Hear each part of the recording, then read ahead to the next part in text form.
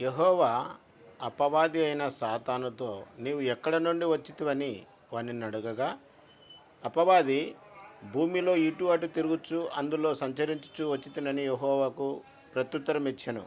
అందుకు యెహోవా, నీవు నా సేవకుడైన యోబు సంగతి ఆలోచించితివా? అతడు యథార్థవంతుడు, న్యాయవంతుడునై దేవుని యందు భయభక్తులు కలిగి చెడుతనము విసర్జించినవాడు. భూమి మీద అతని వంటి వాడెవడునూ లేడు.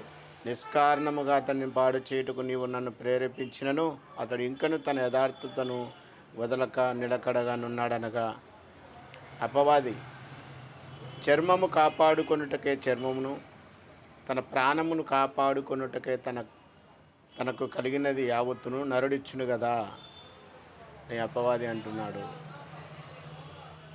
యథార్థవంతుడైన యోబు గురించి మనం ఇప్పుడు విన్నాం. భూమి మీద యథార్థవంతుడు, న్యాయవంతుడై ఉన్నాడు. దేవుని యందు భయభక్తులు కలిగి చెడుతనమును విసర్జించినవాడు.